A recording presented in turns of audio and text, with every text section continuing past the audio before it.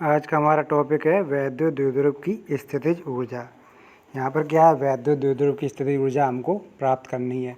स्थितिज ऊर्जा का तात्पर्य क्या होता है कि किसी भी पदार्थ को अनंत से किसी दूसरे पदार्थ या वस्तु के क्षेत्र में, आकर्षण क्षेत्र में लाने में जो हम कार्य करते हैं, कहाँ से, अनंत से किसी क्षेत्र तक लाने में जो कार्य करते हैं, वह कार्य उसमें कैसा, स्थितिज ऊर्जा के रूप में संचित हो जाता है।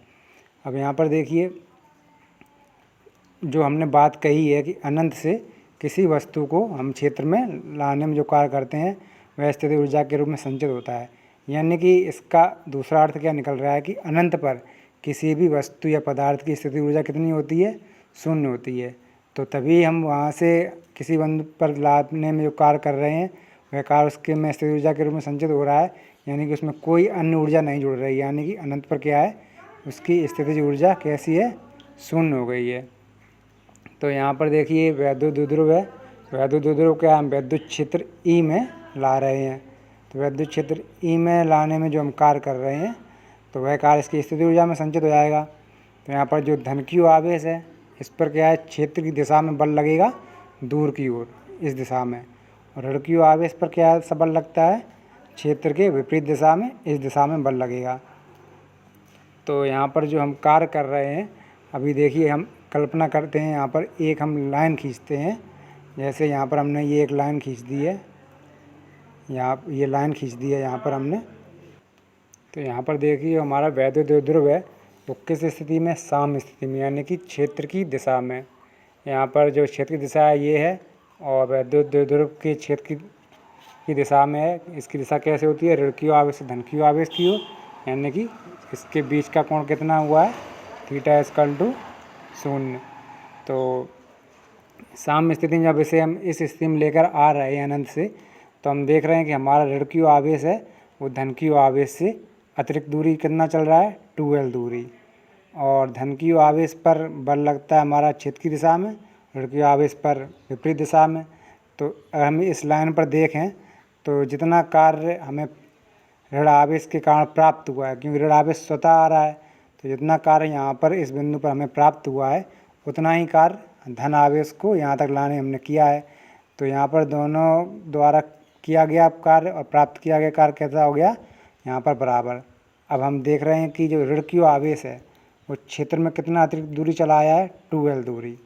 तो जो अतिरिक्त 2l दूरी चल के आया है तो इसमें हमने कितना कार्य किया है, W equal to F into s. F कितना होगा, -QE, और S यानी कि दूरी कितनी होगी, 2l। तो इसे हम लिख लेते हैं कि साम्य स्थिति में किसी द्विध्रुव को अनंत से विद्युत क्षेत्र में किसी बिंदु तक लाने में हमने जो कार्य किया है वो कितना किया हुआ है, जो अतिरिक्त कार्य है वो कितना है, -Q इंटू 2l। क्योंकि यहाँ तक जो हमने कार्य किया है ऋण q आवेश को लेकर आए थे और धन q आवेश को, वो आपस में बराबर है, तो ये सिर्फ अतिरिक्त कार्य है। इसे हम नीचे लिख लेते हैं। तो जो हमने कार्य किया है वो क्या है, W इक्वल टू F.D, यानी कि बल और दूरी का अदिश गुणन है। और यहाँ पर थीटा इक्वल टू कितना हो रहा है, 0। तो cos 0 इक्वल टू, यानी F.D इक्वल टू क्या है, FD cos 0। तो cos 0 इक्वल टू 1। तो सीधे सीधी सी बल रख दे रहे हैं। ऋण q आवेश पर कितना बल लग रहा है, -QE। विद्युत क्षेत्र E में जो बल लग रहा है वो -QE, और दूरी कितनी चली है उसने, 2l।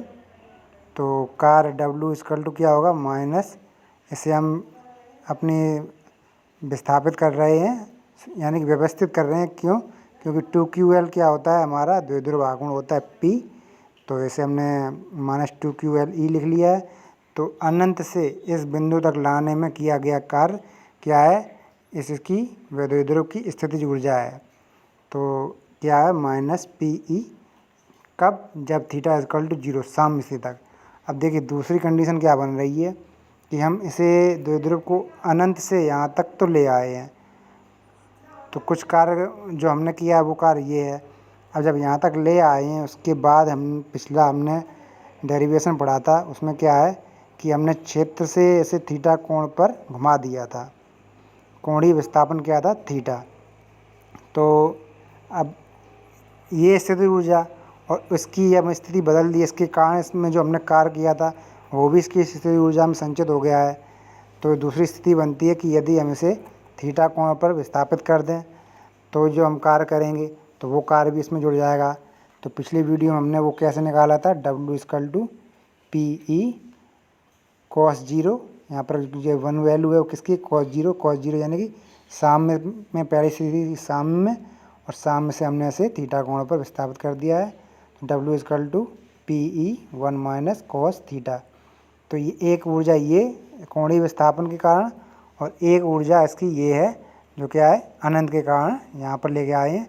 तो ये दोनों ऊर्जाएं जुड़कर, यानी कि यहाँ पर जो कार्य किया है, यहाँ पर जो कार्य किया है, ये दोनों जुड़कर क्या है, इसकी स्थितिज ऊर्जा के रूप में संचित हो जाएंगे।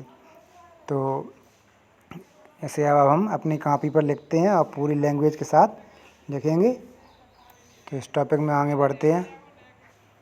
देखिए शुरुआत करते हैं। वैद्युत क्षेत्र में वैद्युत द्विध्रुव की स्थितिज ऊर्जा, ये हमारी हेडिंग हो गई। तो वैद्युत क्षेत्र में किसी वैद्युत द्विध्रुव की स्थितिज ऊर्जा U, यानी कि ये हमारा वैद्युत क्षेत्र है, इसमें किसी वैद्युत द्विध्रुव की स्थितिज ऊर्जा क्या है, उस कार्य के बराबर होगी जो उस द्विध्रुव को अनंत से उस वैद्युत क्षेत्र में लाने में किया गया कार्य होता है। वह कार्य ही उसमें स्थितिज ऊर्जा के रूप में संचित हो जाता है। ये हमारी बात लिखी हुई है यहाँ पर। अब देखिए चित्रानुसार द्विध्रुव को अनंत से क्षेत्र E में लाया गया है। चित्रानुसार कैसा है, यहाँ पर ऋण Q है, यहाँ पर धन Q है, यानी कि क्षेत्र की दिशा में जो हमारे द्विध्रुव की दिशा है वो क्षेत्र की दिशा के समांतर है और उसे यहाँ पर लाया गया है। तो दोनों पर जो बल लग रहा है, धन Q आवेश पर क्षेत्र की दिशा में, ऋण Q आवेश विपरीत दिशा में। तो यहाँ पर हम देखते हैं कि ऋण Q आवेश क्या है, अतिरिक्त दूरी 2L चलता है। तो इसके कारण जो हमने अतिरिक्त कार्य किया है वो क्या किया है, अनंत से क्षेत्र में लाने में किया गया अतिरिक्त कार्य। W = -Q आवेश पर बल, -Q आवेश पर बल क्या है, -QE इंटू दूरी कितनी है हमारी 2L। ऐसे हम व्यवस्थित करते हैं तो क्या निकल के आ रहा है, -PE, जहाँ पर 2Q क्या है, 2QL द्विध्रुव आघूर्ण जो क्षेत्र की दिशा में द्विध्रुव की स्थितिज ऊर्जा है। यदि हम इस स्थिति में लेके आ रहे हैं और किसी कोण पर नहीं घुमाया हुआ है तो हमारी ये बात तो यहीं पर ख़त्म हो गई कि ये यहाँ पर स्थितिज ऊर्जा ये है। अब हम चलते हैं कि इससे हम किसी कोण पर घुमाते हैं तो उसमें किया गया कार्य वो हम पहले ही निकाल चुके थे, तो उसका हम सीधा सीधा यहाँ पर इस्तेमाल कर लेंगे।